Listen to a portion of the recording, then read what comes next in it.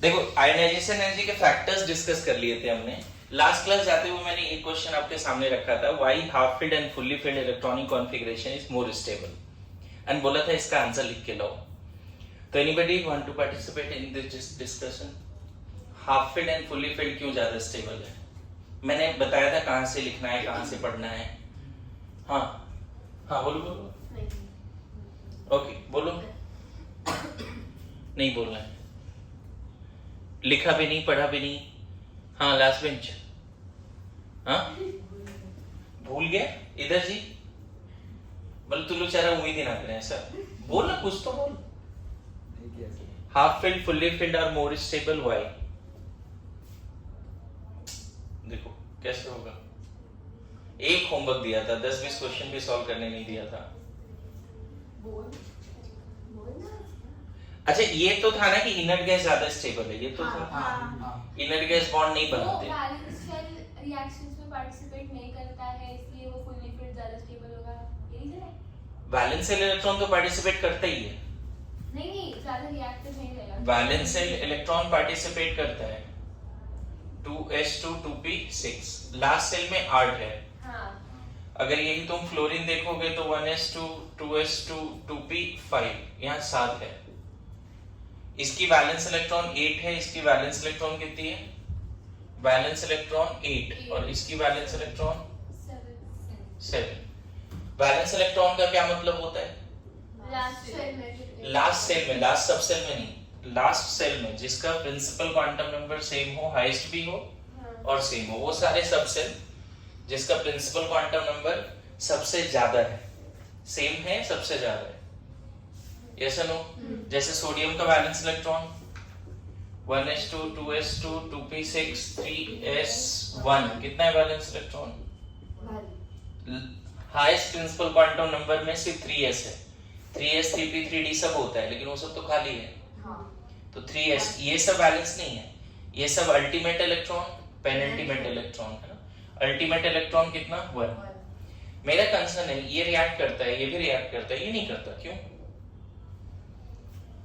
ये रिएक्ट नहीं करता, ये दोनों रिएक्ट करता है। और पता है ये दोनों कैसे रिएक्ट करता है? मजेदार बात क्या है, ये अपना एक इलेक्ट्रॉन लूज कर देता है। सोडियम एक इलेक्ट्रॉन लूज कर देगा और बना देगा क्या? 1s2 2s2 2p6। देखो तो एक इलेक्ट्रॉन लूज करने के बाद वो इनर्ट गैस बना, नियॉन बना। मतलब sodium plus is neon. Sodium plus का जो कॉन्फ़िगरेशन है वो नियॉन से मैच कर रहा है, सोडियम का नहीं मैच कर रहा है, क्योंकि सोडियम के पास 3s1 भी है। और फ्लोरीन जब एक इलेक्ट्रॉन गेन करेगा तो F- बनाएगा। फ्लोरीन कहाँ गेन करेगा एक इलेक्ट्रॉन? अपने इस वाले में, P में 5 है ना, यहाँ पे एक इलेक्ट्रॉन वहां जा सकता है। अरे यस नो, मैं बताया ना कि बहुत सारे सवाल इनऑर्गेनिक केमिस्ट्री का कॉन्फ़िगरेशन से आंसर आता है, एंड तुम्हारी बेस बनना शुरू हुई है ना। समझ में आ रहा है? बेस बनना तुम्हारा शुरू हुआ है। अभी भी बहुत सारे बच्चे पूछता हूँ वैलेंस इलेक्ट्रॉन बताओ, नहीं बता पाते है ना। समझो बात को, ऐसे बच्चे हैं, मैं नहीं बोल रहा कौन सा बैच है क्या, लेकिन है, नहीं बता पाते। और ऐसा ना हो कि आगे चल के 1 साल के बाद 2 साल के तुम बोलो वैलेंस इलेक्ट्रॉन नहीं पता। बेस यही बन रहा है, उसका ध्यान रखिए। F जब एक इलेक्ट्रॉन लेगा तो क्या बना देगा? और F- में यहाँ एक इलेक्ट्रॉन एक्स्ट्रा आ गया तो क्या हो गया? 1s2 2s2 2p6 हो गया। बोलो समझ में आ रहा है? तो ये बता दो कि अब लग रहा है ये नियॉन हो चुका है और ये भी नियॉन हो चुका है। बात समझे? तो पता है आगे चल के ये भी आइडिया होगा कि कितने इलेक्ट्रॉन लॉस होंगे, कितने इलेक्ट्रॉन गेन होंगे, या कितने इलेक्ट्रॉन शेयर होंगे बॉन्डिंग में। वो डिपेंड करता है इनर्ट गैस कॉन्फ़िगरेशन पे। मतलब सोडियम एक से ज्यादा लूज नहीं करना चाहता, क्योंकि एक लूज करने के बाद उसको मोक्ष की प्राप्ति हो गई। ऐसे समझ, वो क्या बन गया? इनर्ट बन गया। समझ में? उसको फिर अब किसी दिन दुनिया से कोई मतलब नहीं। उसी तरह फ्लोरीन ने एक इलेक्ट्रॉन लेके मोक्ष की प्राप्ति की। समझ में? तो to get the inert gas configuration, some element may lose electron, some may gain। इन सब के पीछे जज्बात क्या है? क्योंकि इनर्ट गैस ज्यादा स्टेबल है। इनर्ट गैस कॉन्फ़िगरेशन ज्यादा स्टेबल है, फुल्ली फिट ज्यादा स्टेबल है, और यही क्वेश्चन आपके सामने था।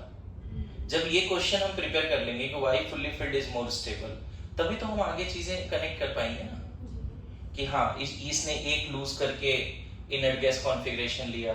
लेकिन पता है लॉस गेन प्रोसेस में क्या हुआ? लॉस गेन प्रोसेस में ये पॉजिटिवली चार्ज हो गया और ये नेगेटिवली चार्ज हो गया, तो इसका मतलब अब वो दोनों अलग रह भी नहीं सकता, मतलब they will form ionic compound. This is ionic compound. समझ में? घर में जो NaCl देखते हो वहां पे एक्चुअल में NaCl के क्रिस्टल के अंदर Na+ और Cl- है। मेरी बात समझ रहे हो? एक सबसे टाइनीएस्ट NaCl अगर तुम देखते हो, जिसको अपने आंख से देख पा रहे हो, सबसे छोटी दाना क्रिस्टल, उसमें भी लैक्स ऑफ Na+ और Cl- होता है। They are close packed crystalline solid. एक सबसे छोटे क्रिस्टल में thousands of Na+, thousands of Cl-. Each Na+ is surrounded by so many Cl- and vice versa, and that is just because electrostatic force of attraction, and that's why NaF, NaCl, NaBr are solid. जैसे NaCl की crystal होती है उसी तरह से NF की crystal होगी। मेरी बात समझ रहे हो? कोई बोलता है कंपाउंड है, लेकिन है आयनिक। कैसे कंपाउंड है? आयनिक, क्योंकि वहां पे सोडियम के फॉर्म में नहीं, सोडियम प्लस के फॉर्म में, और फ्लोरीन के फॉर्म में नहीं है, फ्लोराइड के फॉर्म में। समझ में? कोवेलेंट आयनिक में ही तो अंतर है। जैसे मान लो मैं बोलूं कि HH, तो इसमें H+ के फॉर्म में नहीं, ये वाला H भी H+ के फॉर्म में नहीं, शेयर करके, है ना, शेयर करके उसने, पता है एक हाइड्रोजन एटम 1s1 है, दूसरा भी 1s1 है। अगर दोनों एक दूसरे से दोस्ती कर ले, है ना, मतलब अपना इलेक्ट्रॉन क्लाउड शेयर कर ले, तो ये हाइड्रोजन भी देखो हीलियम बन गया, ये भी हीलियम बन गया, दोनों साथ में है, तो इसकी कॉन्फ़िगरेशन हो गई 1s2, इस हाइड्रोजन की कॉन्फ़िगरेशन क्या हो गई 1s2, और इसकी भी कॉन्फ़िगरेशन क्या हो गई, इसीलिए H2 गैस स्टेबल है, केमिकल बॉन्डिंग में सीखोगे। H2 ही क्यों है, H3 क्यों नहीं? H और H जुड़ने से, शेयरिंग से जुड़ने से उसको मोक्ष मिल गया, हीलियम बन गया। मेरी बात समझ में आ रही क्या बोल रहा हूँ? H3 में जरूरत नहीं है, दो एटम जुड़ने से काम हो गया। अरे यस नो? तो हम आगे का जो थ्योरी है बॉन्डिंग में, उसको समझने के लिए हमें ये समझना बहुत जरूरी है कि half filled and fully filled क्यों स्टेबल है। जो क्वेश्चन आपके सामने मैंने रखा था, एंड एज यूजुअल आपने मुंह पर नहीं किया, ठीक है? खैर इतना लिखिए, मैं बताता हूँ हाफ फिल्ड फुल्ली फिल्ड क्यों है। लेक्चर नंबर जो भी होगा उसके हिसाब से आप आगे बढ़ो, जो भी आप उसके हिसाब से आगे बढ़िए, है ना, जल्दी। ओके, इसमें आगे लिखो। देखो अभी हाफ फिल्ड फुल्ली फिल्ड क्यों स्टेबल है उसको समझा देता हूं, ठीक है? करें? एनसीईआरटी में जो लाइन लिखा है बच्चे, वहां पे दो कंसेप्ट है, एक्सचेंज एनर्जी एंड एक कंसेप्ट है सिमेट्रिकल डिस्ट्रीब्यूशन ऑफ इलेक्ट्रॉन। देखिए अगर आप नियॉन का कॉन्फ़िगरेशन के साथ उसके ऑर्बिटल वाली बातें लिखोगे, तो मैंने बताया था आपको कि सबसे पहले न्यूक्लियस है और फिर 1s है, राइट? न्यूक्लियस है ये, और इसके चारों तरफ 1s है जहां पे इलेक्ट्रॉन्स है। बोलो, तो 1s तो स्फेरिकल है, वो न्यूक्लियस के चारों तरफ अच्छे से डिस्ट्रीब्यूटेड है। 1s electrons are very uniformly distributed around the nucleus. Similarly थोड़ा गैप देके इस रीजन में 2s इलेक्ट्रॉन है। बोलो, ये भी बड़ा सिमेट्रिकली डिस्ट्रीब्यूटेड, बहुत अच्छे तरीके से डिस्ट्रीब्यूटेड है। फिर यहीं से आता है ऐसा, बोलो, याद आ रहा है? बोलो, इस रीजन में भी जैसे pz है, ये ऊपर नीचे pz है, ये py मान लो ऐसा, और ये px ऐसा है। मुझे बताओ अगर नियॉन है तो तुम्हें ऐसा लग रहा है कि दो इलेक्ट्रॉन यहाँ पे मजे कर रहा है, यूनिफॉर्म डिस्ट्रीब्यूशन है, एकदम अच्छे से घूम लो, सिमेट्रिकली डिस्ट्रीब्यूटेड है न्यूक्लियस के चारों तरफ। दो इलेक्ट्रॉन इस रीजन में बहुत अच्छे से घूम रहा है, यहाँ या नहीं है, पूरे रीजन में है। दो इलेक्ट्रॉन इधर है, दो इलेक्ट्रॉन यहाँ है, दो इलेक्ट्रॉन यहाँ है। मेरे बात समझना, when all the orbitals are fully filled, the electronic distribution is so symmetrical so that there is maximum attraction and minimum repulsion among the electrons. इतना ज्यादा अच्छा डिस्ट्रीब्यूशन है कि इसको अगर थोड़ा भी तोड़ दिया तो जो मैक्सिमम अट्रैक्शन वाली बात थी कम हो जाएगी. जैसे फॉर एग्जांपल अगर यही डायग्राम हम कार्बन या किसी और के लिए, फ्लोरीन के लिए बनाएं, तो न्यूक्लियस के जस्ट बाहर 2 इलेक्ट्रॉन यहाँ पे होगा, फिर थोड़ा गैप देके 2 इलेक्ट्रॉन इधर होगा. बोलो समझिएगा, अगर हम ये फ्लोरीन के लिए बनाएं तो फ्लोरीन के केस में 2 इलेक्ट्रॉन तो यहाँ मजे कर रहे हैं, इसमें भी जो 2s है वहां भी 2 इलेक्ट्रॉन अच्छे से डिस्ट्रीब्यूटेड है.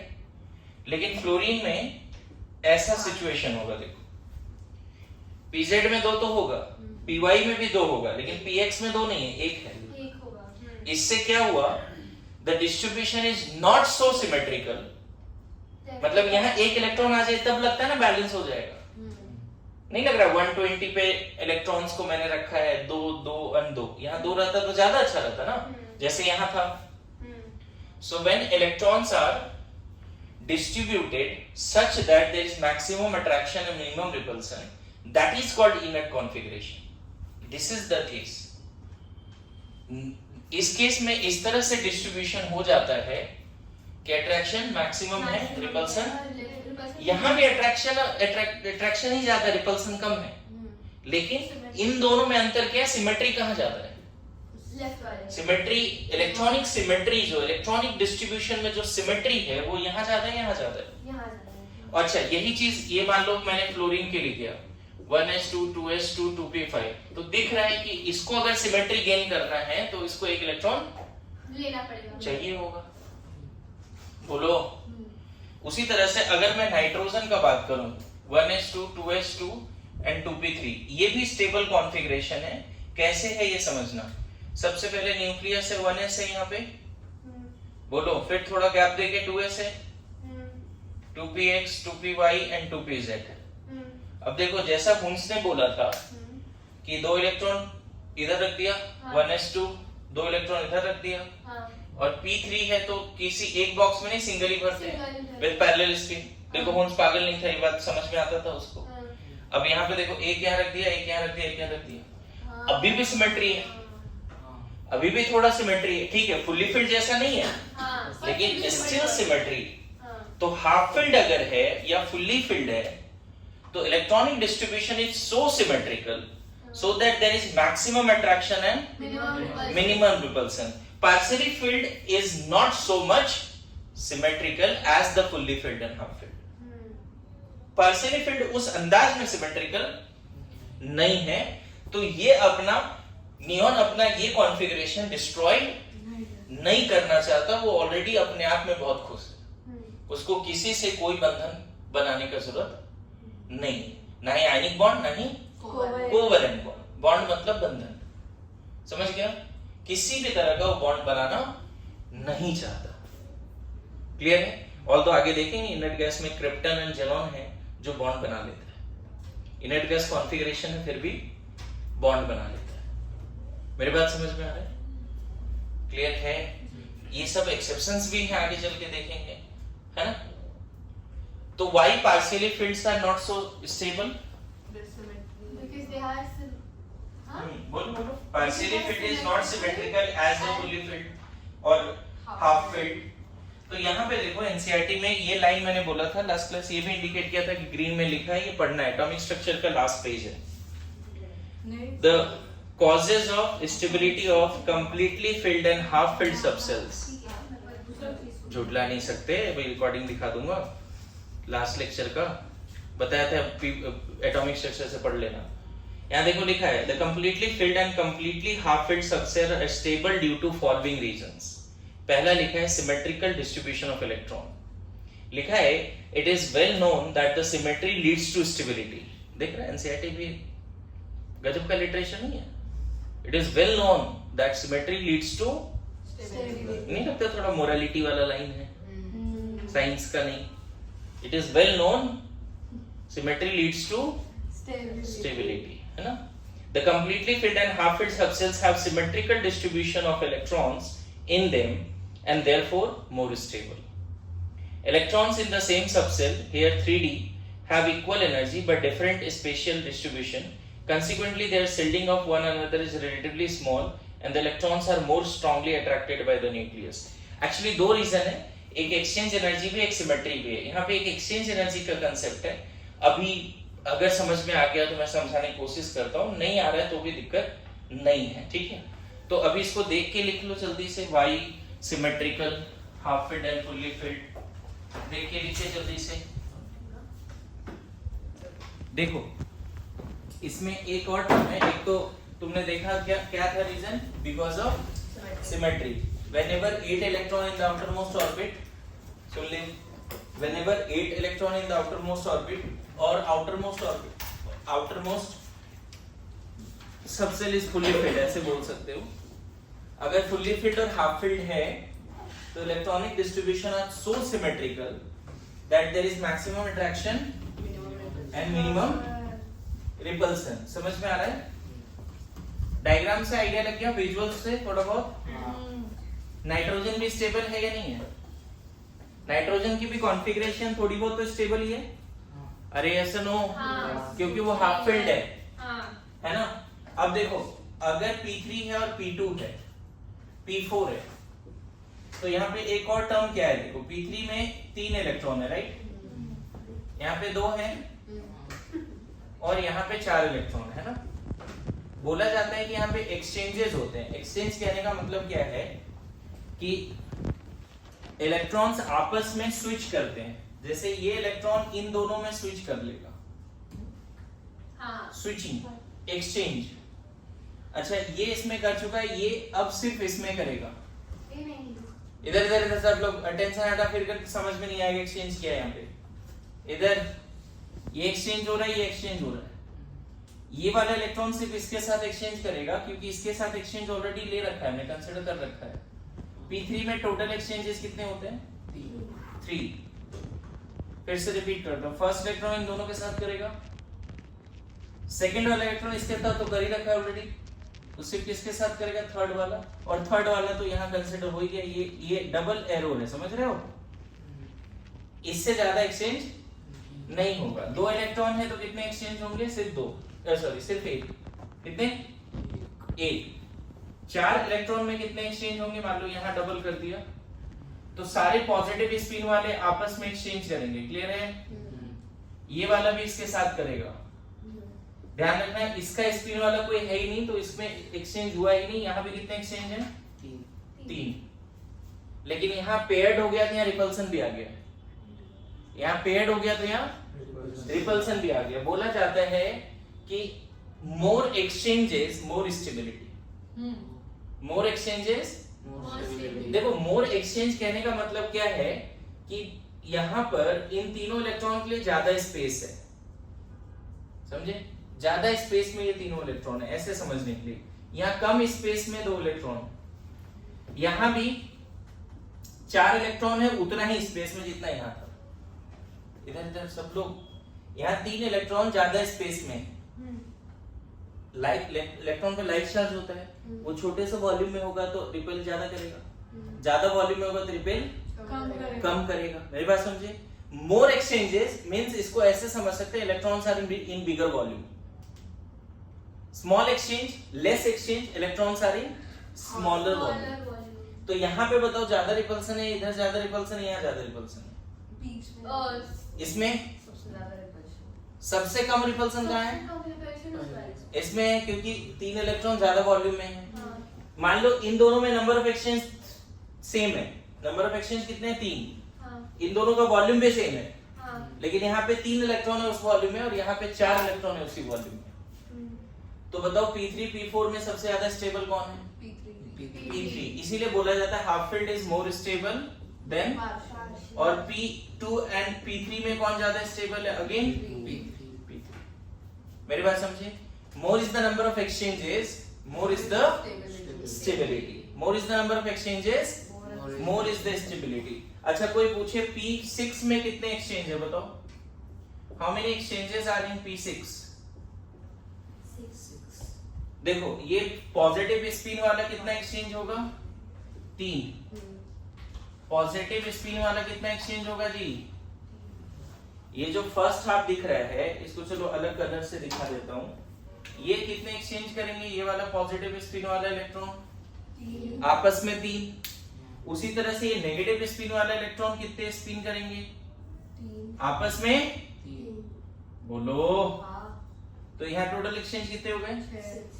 अरे 3 पैरेलल स्पिन का कितना स्पिन है, कितना एक्सचेंज है? 3 अगर प्लस हाफ है तो उसकी एक्सचेंज कितनी है? 3। और तीनों माइनस हाफ की एक्सचेंज कितनी होगी?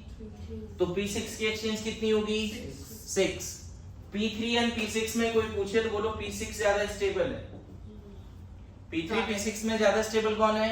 P6। तो हाफ फिल्ड फुल्ली फिल्ड में कौन ज्यादा स्टेबल है? Fully filled। Fully filled. ये ध्यान रखोगे। बोलो D4 और D5 में नंबर ऑफ एक्सचेंजेस बताओ इतना लिखने के बाद। D4 और D5 में नंबर ऑफ एक्सचेंजेस बताना है। जल्दी इतना लिखो, जल्दी क्विक। D4 D5 में नंबर ऑफ एक्सचेंजेस कितने होंगे? 4 और 5। अभी क्या लाइन लिखना है? मोर एक्सचेंज मोर स्टेबिलिटी। ये कहाँ बताना था मेरे को? एटॉमिक स्ट्रक्चर के लास्ट में, लेकिन मैं पीरियोडिक में बताता हूँ और बॉन्डिंग में भी बताता हूँ क्योंकि वहां पे ज्यादा यूज है उसका, है ना। D5 मतलब 5 डब्बे और उसमें एक एक इलेक्ट्रॉन, ऐसा है D5। एंड D4 में नंबर ऑफ एक्सचेंज क्या किसी ने बता पाया? इतना दिमाग काम कर रहा है, जल्दी बताओ कितने एक्सचेंज है D5 में? हाँ, number of exchanges in D5। Exchange का मतलब होता है क्या? ही एक्सचेंज का मतलब भी समझाना पड़ेगा तो हो गया।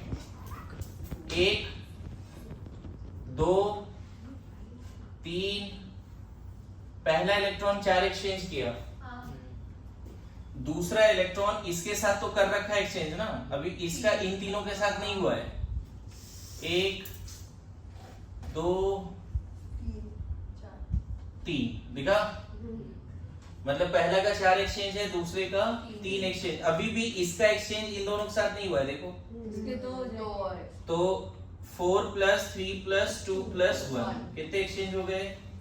10। 7 8 9 10। हाँ 10 हो गए। हाँ। इसमें बता दो, चलो अब सीख गए तो इसमें एक्सचेंज बता दो कितने? पहला का 3, दूसरे का 2, तीसरे का कितने हो गए? 6। मेरी बात आ रही है समझ में? तो D5 ज्यादा स्टेबल है, D4? D5 एंड D4 कौन ज्यादा स्टेबल है? मोर एक्सचेंज। और एक तरह से यहाँ सिमेट्री भी अच्छी होगी। 3D में जब इसको सजाएंगे तो यहाँ सिमेट्री भी अच्छी होगी, यहाँ सिमेट्री अच्छी नहीं होगी। तो बता सकते हो D10 और D9 में कितने एक्सचेंजेस होंगे? D10 एंड D9 में? D10 में तो D10 and D9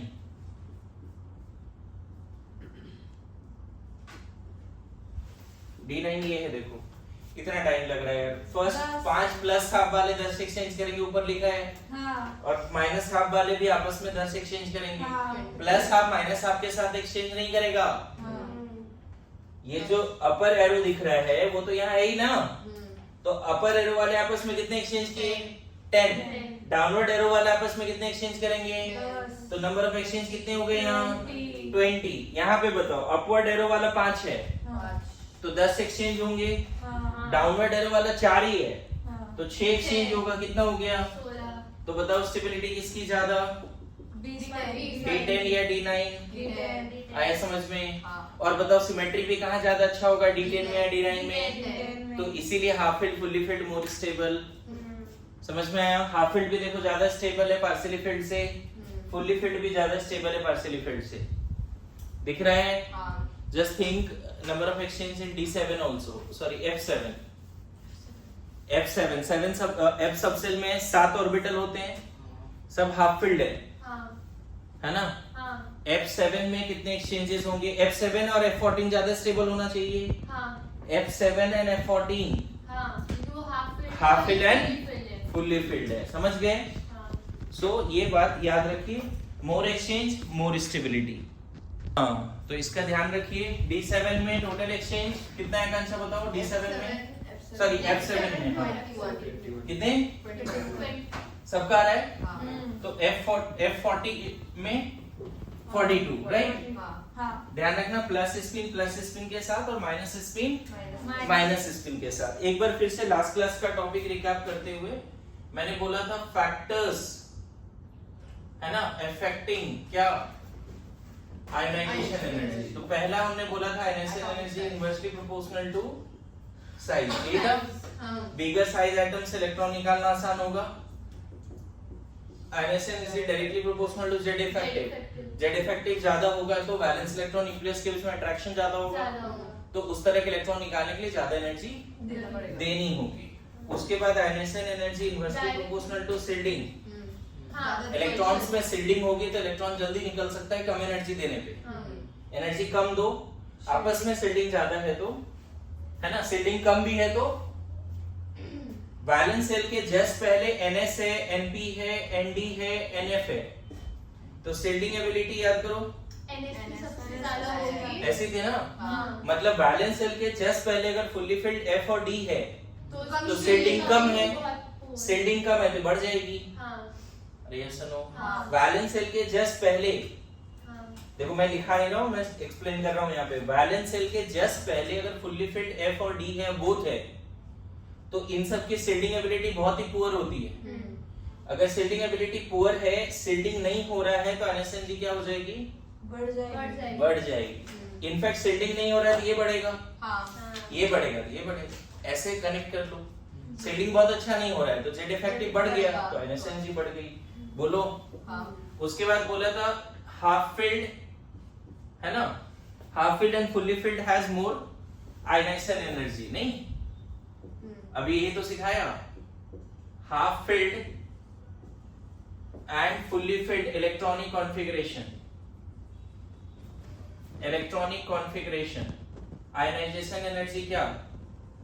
It is difficult to remove electron from half filled and fully filled electronic configuration with respect to partially filled. मतलब अगर लास्ट में P3 है and P2 है तो आयोनाइजेशन एनर्जी कहाँ किसका ज्यादा होगा? P3 का। P3 से इलेक्ट्रॉन निकालना डिफिकल्ट होगा with respect to P2। Last में अगर S2 और S1 है तो किससे इलेक्ट्रॉन निकालना आसान होगा? फुल्ली फिल्ड से। लास्ट में अगर P6 P5 है तो किससे इलेक्ट्रॉन निकालना डिफिकल्ट होगा? डिफिकल्ट होगा। Ionization energy is more for this configurations. बताओ अगर लास्ट सेल D5 है एंड D4 है, D5 आ रहा है समझ में? उसी तरह से अगर लास्ट ऑर्बिट में D10 और D9 है तो D10 से इलेक्ट्रॉन निकालना डिफिकल्ट होगा। आयोनाइजेशन एनर्जी F7 F6 है ना, आयोनाइजेशन एनर्जी F14 F13।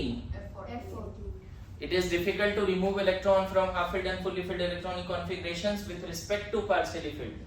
एक बार रिकैप करा दिया, सब अभी क्वेश्चन में आने वाला है। एक पॉइंट और इधर हटा सकते हैं, लिखवाया एक बार देख लेना। यहाँ तक लास्ट क्लास में लेक्चर में भी बता दिया था, है ना। लास्ट क्लास बिल्कुल मन नहीं था पढ़ाने का, हमने पढ़ाया था 1 घंटे कम से कम, तो उसमें ये बता दिया था यहाँ तक। ठीक है, फिफ्थ पॉइंट देखो क्या है, बड़ा इंपॉर्टेंट है। ये भी यही रख लेना, I1 सेम एटम के लिए क्या होगा? फैक्टर्स नहीं है, फैक्ट है। सेम एटम के लिए किससे इलेक्ट्रॉन निकालना आसान है? नियॉन से या नियॉन प्लस से? यहीं पे ट्रैप हो जाओगे, यहीं पे ट्रैप हो जाओगे। यही मजेदार बात। देखो देखो देखो देखो देखो 1s2 2s2 2p6, ठीक है, 1s2 2s2 एंड 2p5 है।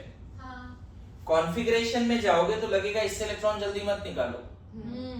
अरे ये सुनो, ये इनर्ट गैस है, ये नहीं है इनर्ट गैस ना। कॉन्फ़िगरेशन का सुनोगे तो बोलोगे इससे इलेक्ट्रॉन निकालना डिफिकल्ट है। यस और नो। लेकिन ये जो कंसेप्ट है ये क्या है? सेम एटम के लिए हमेशा Ip2 ज्यादा होगा Ip1 से। इससे इलेक्ट्रॉन निकाल रहे हो मतलब Ip1, और नियॉन प्लस से इलेक्ट्रॉन निकाल रहे हो मतलब Ip2। तो Ip2 हमेशा ज्यादा होता है ना Ip। यहाँ कॉन्फ़िगरेशन नहीं देखना है सेम एटम के लिए, दोनों न्यूट्रल होता तब देख लेते। मतलब नियॉन और फ्लोरीन होता ना तो फिर नियॉन का ज्यादा बोल देते। अगर आपसे Ip कंपेयर करने बोलता नियॉन एंड फ्लोरीन का, तो आप बोल देते इसका ज्यादा, क्योंकि इसका फुल्ली फिल्ड है, इसका P5 है, इसका P6 है।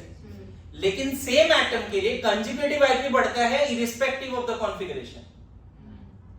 सेम एटम के लिए कंजुगेटिव आईपी बढ़ता है बढ़ता है इररिस्पेक्टिव ऑफ कॉन्फ़िगरेशन कॉन्फ़िगरेशन। मैं फिर से बोल रहा हूं बच्चे, लर्निंग क्लास में होती है फोकस।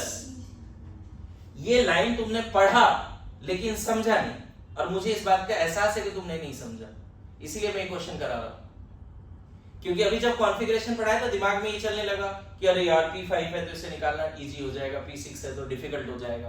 बिल्कुल ऐसा है, लेकिन न्यूट्रल एटम के लिए, सेम एटम के लिए whatever be the configuration, conjugative IP क्या होगा? बढ़ता है। सेम क्वेश्चन आएगा, लिख के ले लो, गलत करके आओगे, है ना? और आके बोलोगे भी मेरे को, सर आपने बोला था, देखिए वही गलत किया मैंने, और मैं फिर बोलूंगा I am proud of you. देखो इस तरह का बोल रहा हूं चीजें, और सच में ऐसा फिर रिपीट किया ना तुम लोग, तो उसमें प्राउड ऑफ यू के साथ साथ एक थप्पड़ भी लगाऊंगा मैं, सीधा बोल रहा हूं। क्या बोला, समझ में आया?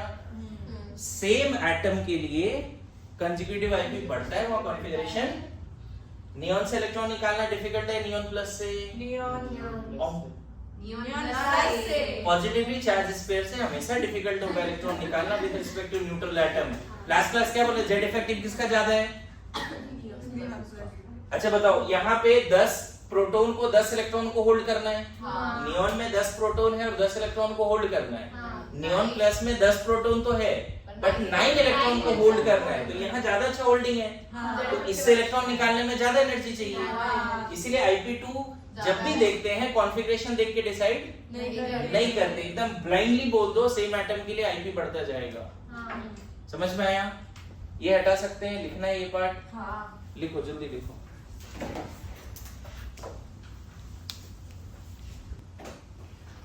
लास्ट फैक्टर एक लिख लो, ये भी इंपॉर्टेंट है। मैंने ना यहाँ पे कुछ जज्बात बोली आपको कि अगर वैलेंस शेल के जस्ट पहले D और F होगा तो शेल्डिंग नहीं होगी, कम होगी, तो जेड इफेक्टिव बढ़ जाएगी, तो NS एनर्जी बढ़ जाएगा, ये ध्यान में रखिएगा। एंड अगर ये भी है, if last electron in NS, है ना, आयनाइजेशन इज मोर। अगर NS में लास्ट इलेक्ट्रॉन है तो आयनाइजेशन एनर्जी जो होगी more with respect to NP, then ND and so on NF। इसी को बोलते हैं penetration effect. Which orbital is more penetrating towards the nucleus? NS, NP, ND, NF। Penetration effect. Which orbital is more closer to the nucleus? This is more closer to the nucleus. So it is always more difficult to remove electron with, from NS with respect to NP followed by ND and then NF. अंग्रेजी थोड़ा अच्छा कर लेना, मैं बोल रहा हूँ अभी लिखने का समय। अगर लास्ट इलेक्ट्रॉन NS में है तो उससे इलेक्ट्रॉन निकालना डिफिकल्ट होगा with respect to NP followed by ND and last में NF. Why? Because NS electrons are more closer to the nucleus, more penetrating towards the nucleus, more closer to the nucleus. समझ में आ रहा है? जैसे इसमें एक question कर लेते हैं, मान लो आपसे बोले बेरिलियम और बोरोन किससे इलेक्ट्रॉन निकालना आसान है? बेरिलियम और बोरोन, आयनाइजेशन एनर्जी किसकी ज्यादा है? तो तुरंत हम कॉन्फ़िगरेशन में जाएंगे 1s2 2s2 1s2 2s2 2p1। अब लगाओ पेनिट्रेशन इफेक्ट लगाओ, किससे इलेक्ट्रॉन निकालना डिफिकल्ट है? ज्यादा इसकी होगी IP ऑर्डर, मतलब इसकी ज्यादा है, मतलब इससे इलेक्ट्रॉन निकालना है ना, मतलब मैं ये बोलना चाह रहा हूँ बेरिलियम से बेरिलियम प्लस बनाना है ना, तो हो सकता है कि 10 इलेक्ट्रॉन वोल्ट देना पड़े पर एटम। एक 10 इलेक्ट्रॉन वोल्ट का एनर्जी पैकेट इसको दे मारो, तब वो अपना इलेक्ट्रॉन छोड़ देगा।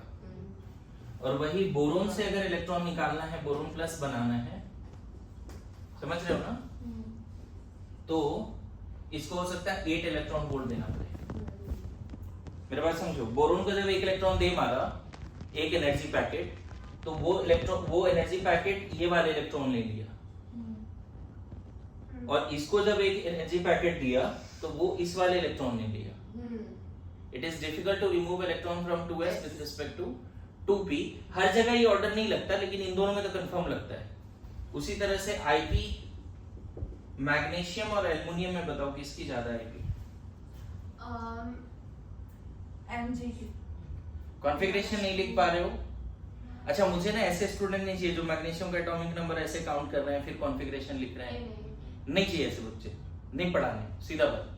Magnesium 1s2 2s2 2p6 3s2 ऐसे लिखना, एकदम स्पॉन्टेनिटी चाहिए। कॉन्फ़िगरेशन पे ऐसे ही नहीं, मैंने 3-4 लेक्चर दिया है शुरू में, है ना, magic number and all everything, समझ में आया? मैं क्लियरली बोल रहा हूँ फिर से, 5 बार रिकॉर्डिंग देख के समझने वाले बच्चों का ऐसे भी सिलेक्शन नहीं होना है। मेरे बात समझ रहे हो? माइंड इतना साफ चाहिए, एक बार समझो, देखो, समझ लो, क्वेश्चंस करो।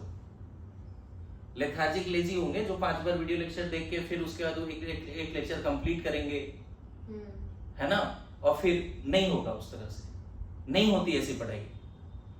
1 गो में समझिए। और कॉन्फ़िगरेशन पे कमांड तो चाहिए यहाँ, पीरियोडिक टेबल जब पढ़ रहे हो, पता है एनएसएनजी की बहुत सारी क्वेश्चन कॉन्फ़िगरेशन पे बनती है।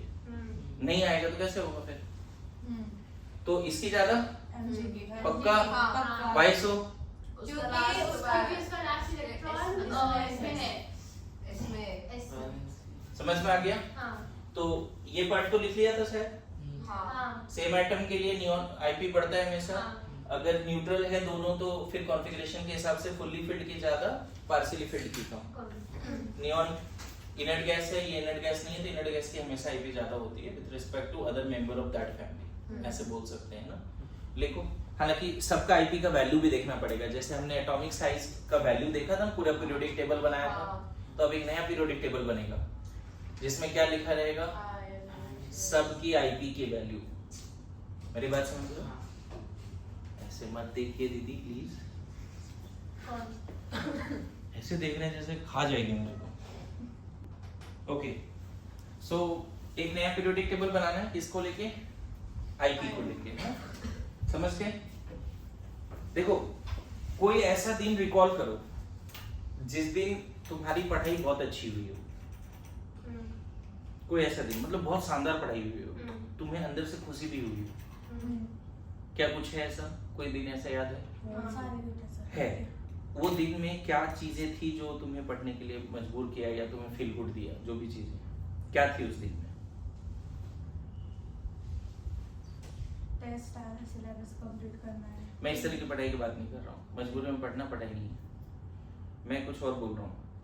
तुम घर गए, नॉर्मल रेगुलर डेज में तुम घर गए और तुम पढ़ने बैठे, एकदम फील गुड हो रहा है, अच्छा पढ़ रहे हो, 3-4 घंटे पढ़ लिए पता ही नहीं चला, 5 घंटे हो गए, ऐसी वाली बात कर रहा हूँ। एग्जाम भी नहीं है फिर भी तुम पढ़ रहे हो एकदम अच्छे से, ऐसा कभी हुआ है? हुआ है सर। तो वो दिन ऐसा कैसे हो गया? सर, वो क्या ऐसा उसको आया थोड़ा था। नोट डाउन किया है? हाँ, क्या था उस दिन में? कि ऐसा टास्क कंप्लीट ही करना है आज, तो क्योंकि बहुत सारे डेज होते हैं तो टास्क कंप्लीट नहीं। फिर से वही वाली बात होगी, बैकलॉग्स हुआ इसलिए बैठ गए। नहीं, मैं वो नहीं बोल रहा हूँ। ऐसे था कि बैकलॉग्स हो गया उसकी वजह से बैठ गए, नहीं चाहिए। एग्जाम है उसकी वजह से बैठ गए। रेगुलर डेज में कोई प्रेशर नहीं है, कोई एग्जाम नहीं है, कोई बैकलॉग नहीं है, जस्ट क्लास में जो आज पढ़ा है मन कर रहा है उस पर 100 क्वेश्चन करें। उस टॉपिक में इंटरेस्ट। हाँ ट्रू, क्लास में अच्छे से समझ गए, इंटरेस्ट आ गया, हाँ लगता है हाँ बनेगा क्वेश्चन, हाँ। ठीक है। तो माइंडसेट का ही गेम है ना, कहीं ना कहीं माइंडसेट का गेम है। उस दिन अच्छा क्यों समझ में आया? क्योंकि हमने अच्छा फोकस दिया, या टीचर ने हो सकता बहुत अच्छा समझाया होगा। लेकिन टीचर तो अपने जैसे ही पढ़ाते हैं हर लेक्चर में, कितना ही तुम डिफरेंस कर लोगे मेरे को कि हमने एटॉमिक अलग पढ़ाया, पीरियोडिक अलग पढ़ा रहा हूँ, कितना ही डिफरेंस कर लोगे, है ना। ऑर्गेनिक पढ़ाने का तरीका अलग है, फिजिकल पढ़ाने का तरीका अलग है, लेकिन पढ़ा मैं ही रहा हूँ तो चीजें तो मैं जो बोलूंगा उसी तरह से बोलूंगा ना जैसे ऑर्गेनिक में बोल रहा था। लाइन 5 बार रिपीट करना है तो बोलता हूँ। मुझे लगता है इन सब चीजों में थोड़ा सा साइकोलॉजिकल इम्पैक्ट होता है। जैसे मान लो तुम घर पे जब पढ़ने बैठे तो तुम्हारी सराउंडिंग कितना साफ सुथरा है, टेबल कितनी अच्छी है, मेरे बात समझना, टेबल कितनी अच्छी सजी हुई है। टेबल में इस वीक में जो पढ़ेंगे उसके अलावा कोई चीज नहीं चाहिए, या उस दिन जो पढ़ेंगे उसके अलावा कोई चीज नहीं चाहिए, बैठ के प्रॉपर पढ़ना है। अब मान लो तुम येलो लाइट में पढ़ रहे हो तो येलो लाइट में खुद नींद आती है, यही पढ़ लोगे तुम्हारा फेवरेट कलर हो घर में, तुम्हारा फेवरेट लाइट हो, जैसा चाहिए, जिस माहौल का लाइट चाहिए म्यूजिक है तो म्यूजिक है, और तो थोड़ा सा उसको अवॉइड करो। लेकिन इस तरह के चीजें अगर सामने हो, जैसे वो बोले जैसे पीरियोडिक टेबल कितना खराब करे, मत करो, नया नया पीरियोडिक टेबल बनाओ, ये एक को अच्छे से रखो। ये सब जब मिल के आता है ना तो एक कोहेरेंस होता है, और फिर तुम उस दिन अच्छा पढ़ लेते हो, सब एक साथ आते हैं। तो यू हैव टू कि इस तरह का माहौल उस दिन को जब तुमने नोट कर लिया ना कि अरे ये तरीका था मेरा पढ़ने का, जब ऐसा होता था तब मैं पढ़ता था, and you will then perform. Note down करो। मेरे पास क्लास में तो मुझे बहुत बार ऐसा लगता है कि क्लास के इस कोने में ज्यादा अच्छा पढ़ाई हो रही है, इस चेयर पे ज्यादा अच्छा पढ़ाई, उधर बैठ, उसके साथ ज्यादा डिस्टरबेंस हो रहा, मत बैठ उसके साथ। क्लास का भी बात कर रहा हूँ, घर में प्रॉपरली कैसे पढ़ रहे हैं, कौन से कोने में पढ़ रहे हैं, ज्यादा अच्छा फील गुड हो रहा है, वो सब भी ध्यान में रखना पड़ेगा। अब मान लो लाइब्रेरी में ऑप्शन नहीं है, लेकिन लाइब्रेरी में भी कोई जगह होगा जो तुमको लगेगा नहीं ये जगह अच्छा रहे मेरे लिए, फील गुड होता है जहाँ सबसे कोने में हो जाए, इधर वॉल रहे, ऐसा कभी कभी होता है, दोनों तरफ कोई ना हो, तो वो सब नोट डाउन करके फिर उसके हिसाब से पढ़ना शुरू करो। क्लियर है? और प्रेशर में पढ़ाई सब करते हैं, और मैं बताऊं प्रेशर में पढ़ने वाले लोग है ना, ये कैरेक्टर है कि प्रेशर में पढ़ते ही हैं लोग, इसीलिए ऑनलाइन में ये चीजें नहीं होती, ऑफलाइन में ये चीजें होती कि डेली बेसिस पे टास्क है, और अब नहीं मानना तो सबका चॉइस है, लेकिन जो मान लिए, और तुम लोग इतना बहुत ताना मार रहे हैं, ये कर रहे हैं, एक बात बता दूं कि पेरेंट्स और टीचर जो भी बोल रहे हैं ना, वो दो चीजों के लिए तुम्हें तैयार कर रहे हैं। पहला, एक तो तुम पढ़ के सेलेक्ट हो जाओ, या फिर तुम रिजेक्ट हो गए तो ज्यादा टेंशन मत लो, क्योंकि पहले से तुम्हें इतना अपमानित किया गया, क्या ही फेल हो गया, क्या ही मतलब, तैयार हो गया ना, अचानक से हार मिला, कुछ लोग बर्दाश्त नहीं कर पाते, है ना, नहीं कर पाते बर्दाश्त। इस प्रोसेस में ऐसा होता है कि हर बार जब बोल रहे हैं तो लोग सुधर जाते हैं। मैंने ट्रांसफॉर्मेशन ऐसे ऐसे देखे हैं ना, तुम उम्मीद नहीं कर सकते। 200 से 600 तक के जर्नी भी देखे। पहला माइनर में 200 आए, फिर वो सुधर रहा है, सुन रहा है, समझ रहा है, game of NEET, game of JEE को समझ रहा है, और धीरे धीरे धीरे धीरे धीरे वो उस ट्रैक में चलना शुरू कर दिया, एंड आ जाते हैं वो मार्क्स, आते हैं। अभी रिपीटर बैच में ऐसे बहुत सारे एग्जाम्पल हैं, 100 मार्क्स आए थे पूरे 720 में, अभी 500 आते हैं, 550 आते हैं, 600 आते हैं। एग्जाम्पल मैं कम से कम 10 बच्चे का ऐसा माइनर का मार्क्स लिख दूंगा कि किसी के 300 हैं तो वो 650 चले गए, किसी ऐसे से बच्चे हैं 200 हैं तो 600 चले गए। ऐसा ट्रांसफॉर्मेशन है। तुम्हारा 200 अभी आ रहे हैं और यही नीट में आएगा ऐसा जरूरी नहीं है। तुम इसको बढ़ा के जहां तक ले जाओगे उसके हिसाब से नीट में स्कोर आएगा। अब तुम ये 200 बढ़ाने में एफर्ट ही नहीं डाल रहे हो तो वहां कुछ चमत्कार तो नहीं होना है। मेरी बात समझ रहे हो? वो साइंस में मिरेकल्स नहीं होते, ये बेकार की बातें हैं। साइंस अपने आप में मिरेकल है, पढ़ो लगेगा मिरेकल है, चीजें समझ में आ जाएगी। लेकिन ऐसा सोचोगे कि यहां कुछ चमत्कार हो जाएगा, है ना? ठीक है।